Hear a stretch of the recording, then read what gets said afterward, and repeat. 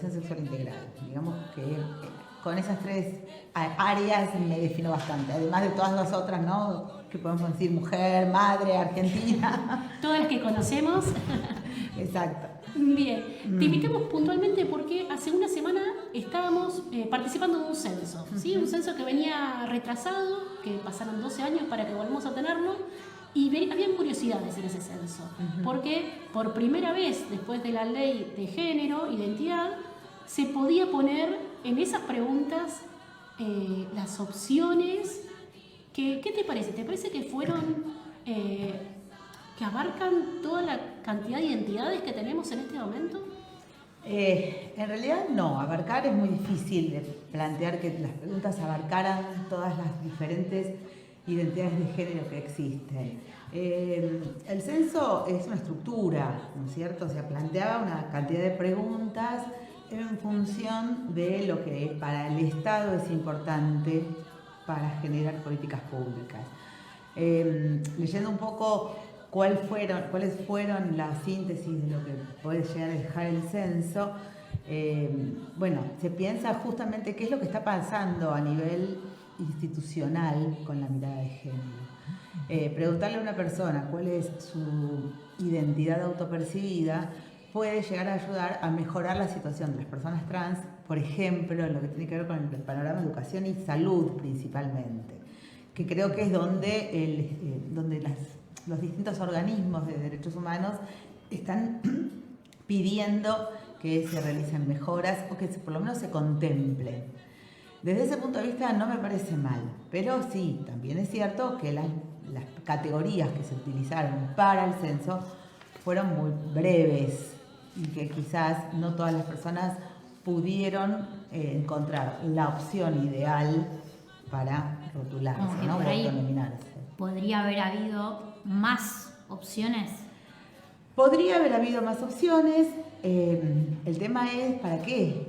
Porque hay mucho miedo también en un montón de aspectos con respecto a qué vamos a contestar o cómo vamos a contestar una pregunta que tiene que ver con cómo me identifico sexualmente. Sí, incluso, ¿no? Bueno, a mí me tocó ser censista y me tocó como vivir el cara a cara con las personas que me tocó censar. Me llamó mucho la atención, primero, que fue una pregunta abierta. ¿A qué refiero con esto?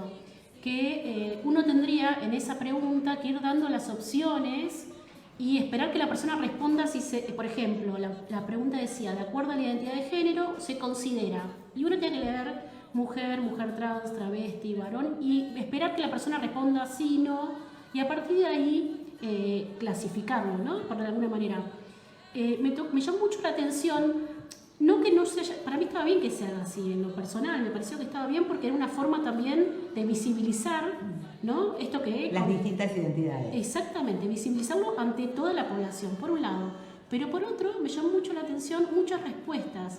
Y para esto, Marinés, te invito a escuchar un audio de Guillermo Lucero, que hace Gente Rota, para que lo escuchemos todos. A ver qué nos deja el censo.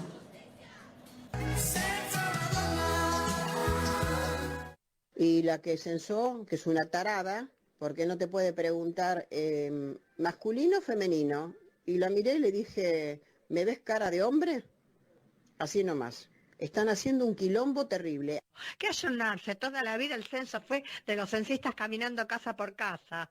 ¿Qué ayornarse con la tecnología? Oscarcito, vecino, estoy haciendo el censo digital y me pregunta, de acuerdo a la identidad de género se considera mujer, mujer trans, travesti, varón, varón trans, masculinidad trans, no binario, prefiero no contestar o ignorado.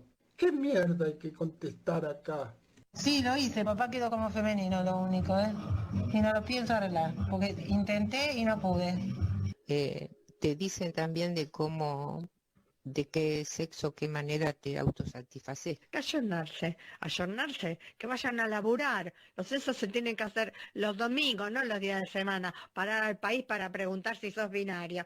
Dejate de hinchar. La hija de una amiga mía le puso que era lesbiana, porque no sabía qué contestarle, le puso que era lesbiana. Eso no pongas, por favor. Corregí el documento, igual me quedó femenino, así que no importa, yo convivo con alguien que se autopercibe femenino, ¿qué voy a hacer? No tengo ninguna satisfacción sexual. No sé ahí qué vas a poner. Son muchas pelotudeces que preguntan. La pregunta pelotuda que me hicieron. ¿Usted es descendiente afroafricano o semi-afroafricano originario? Yo que sepa nada, le dije. Normalito, le dije. Esto que escuchamos es lo que subió Gabriel Lucero, es muy interesante si lo quieren buscar en redes y nos deja un montón de preguntas. Me pasó personalmente en el cara a cara que me digan, ¿me ves cara de qué? Y mi respuesta es una persona, o sea, justamente cómo se identifica lo que le estoy preguntando y las ofensas, o sea, es muy raro. Yo creo que escuchando el audio, lo había escuchado ya la semana pasada, escuchando el audio lo que me doy cuenta es lo que falta todavía educar, lo que falta educación sexual en este tema, porque primero que hay un montón de confusiones, ¿no? Se mezcla lo que es biológico con lo que es construido. O sea, vamos a lo biológico. Lo biológico tiene que ver con el sexo, ¿sí?, que tenemos. Nacemos con un sexo que está determinado cromosómica y hormonalmente, que como categorías biológicas se denominaron varón y mujer, ¿sí? Entonces, eso es lo que traemos y lo que las personas somos en función de nuestros cuerpos. Pero esas categorías también adoptan una categorización de género que está construido social y políticamente. Exacto. Entonces se asocia a las mujeres con lo femenino, a los varones con lo masculino. La gente no sabe esto. Muchas de las personas, sobre todo las que se escuchan las voces en los audios,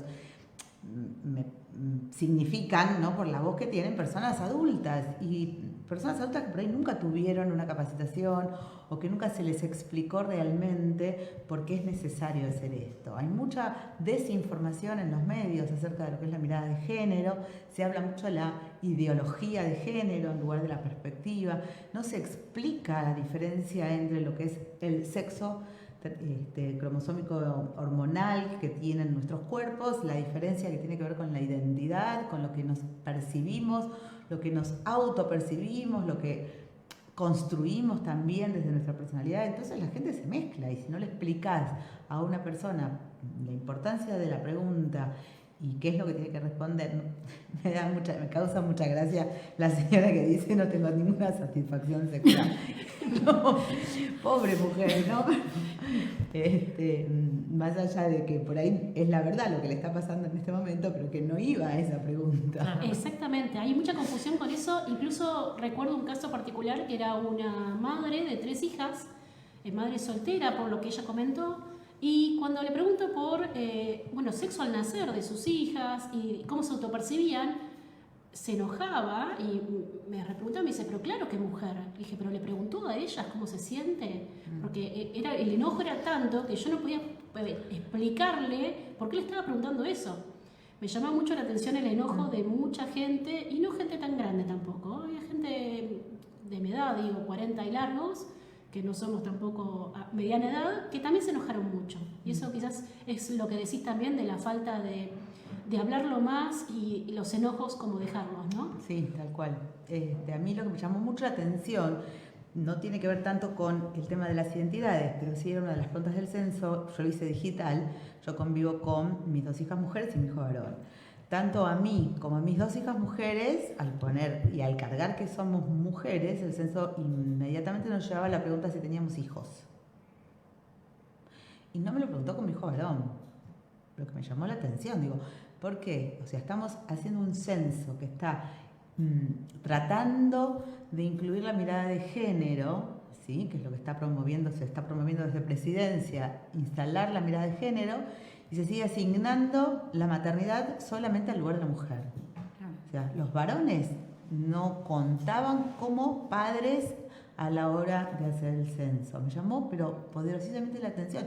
¿Por qué? ¿Por qué seguimos? Porque dejar de lado ese rótulo, poner ese lado y por ahí poner el hincapié en la mujer, que tranquilamente, digo, podría haber estado en los 2 géneros, ¿no? En la pregunta tanto para un hombre como para una mujer. Claro, porque a un varón porque a los varones no se les preguntaba cuántos hijos habían tenido. Sí, incluso en el que era presencial también pasaba lo mismo. Si era mujer tenías que seguir con el cuestionario, y si era varón decía termine acá. Claro, o sea, sí, termine acá, porque evidentemente seguimos con la misma mirada de que somos las mujeres las que nos hacemos cargo de la crianza y del cuidado. Sí, es así. Cuando se está planteando también desde otros lados, que eso no figura tampoco en el censo, pero que es una discusión todavía pendiente, ¿qué pasa con la ley de paternidad y la ampliación de los días de cuidado de un bebé recién nacido, ¿no? Sí, de personas gestantes y no gestantes, ¿no? Tal Que es el cual. nuevo proyecto. Tal cual. Sí, otra cosa que me llamó la atención del censo, que quería también ver tu mirada, es con respecto a las personas discapacitadas, que no se reflejaban en el censo particularmente, y hablaba de personas con disminución, ¿sí? Con disminución, con problemas, pero no estaba en la categoría para las personas que tenían discapacidad. Es algo que también me llamó la atención, como que hubo una mirada de marcar, o no sé si decirlo, como reconocer ciertas identidades, pero por otro lado nos olvidamos avances que ya... Entonces hay avances, es lo que pensaba, ¿no? Avances y retrocesos. Lo discutí con un curso el otro día justamente, que me plantearon la misma pregunta. Mira, yo lo que creo es que por ser políticamente correctos no quisieron incluir la discapacidad. ¿Por qué? Porque preguntar si en la familia o en la casa hay una persona con alguna discapacidad puede resultar discriminatorio, ¿no? Creo. Pero por otro lado, por el tema de si el censo nos va a ayudar a pensar políticas públicas, la mirada de las discapacidades tienen que estar. Y cuando además está aprobado social y culturalmente y desde el lenguaje el uso de persona con algún tipo de discapacidad. Así es. Sí. Porque no estamos diciendo que las discapacidades, desde la diversidad justamente promovemos este nombre, ¿no? Personas con algún tipo de discapacidad, justamente para incluir. No hablamos de discapacitados, ¿no? Así como que suena tan feo. Hablamos de personas con algún grado o algún tipo de discapacidad, justamente para pensar, bueno, ¿cómo incluimos a aquellas personas que dentro del ámbito de la diversidad son diferentes? Claro. Sí, incluso muchas personas en el cara a cara me han pasado que preguntaron, ¿y acá entran los discapacitados? Claro. Y la misma gente que me tocó censar me preguntaban y tenía que yo repetir las preguntas tal cual como estaban, porque también era mi función decir todo tal cual sin abrir ni explicar nada. Era muy como confuso también para la gente en general, ¿no? La verdad que es muy interesante. Pensamos a abrir esta columna justamente de género para repensar estas identidades. Hay mucho para trabajar, creo. Sí. Y también faltan muchas políticas, ¿no? Como que todo se basa en la pelea. Muchas veces nos quedamos con el ser binario, no sé, o sea, como que en cuestiones como muy simples, en cierta forma, porque ya pasamos esa discusión, ya hay leyes, ¿no? O sea, me quedo pensando también en esto, ya hay leyes que justamente reconocen estas identidades, tienen el derecho y pueden cambiarse el documento, y por qué las seguimos negando por otro lado, ¿no? O sea, como que se ocultan otras cosas. No, y lo importante que es el tema de las identidades, yo insisto mucho con el tema de la salud, ¿sí? Las identidades trans necesitan un espacio dentro de lo que es la salud pública, porque he escuchado cuestiones relacionadas con la salud en personas trans que no tienen por ahí un lugar donde hacerse atender. ¿Por qué? Porque un varón trans tiene que ir a la ginecóloga o al ginecólogo, ¿sí? Y una mujer trans tiene que ir al urólogo o a la uróloga. Entonces, la mirada social que tienen en esos ámbitos donde van a estar mal vistos o mal vistas, se produce un choque. Entonces, es importante saber el tema de cuánta gente realmente, desde la salud, ¿qué pasa lo mismo con las discapacidades? Tenemos que tener un país que sepa cuánta gente tiene discapacidades auditivas, discapacidades visuales, discapacidades motoras. ¿Por qué? Porque hay que generar espacios, hay estaciones de subte donde una persona con silla de ruedas no puede ir. Sí, yo creo que es un tema que da para hablar un montón. Creo que hay mucho, ¿no? En materia de sociedad, discapacidad y género.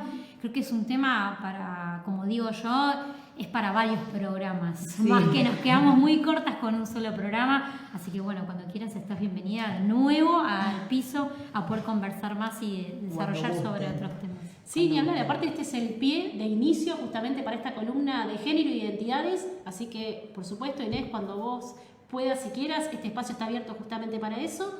Y para el resto, escuchamos el tema de Non Palidece, eslogan. Gracias por venir. Escúcheme, No, desde que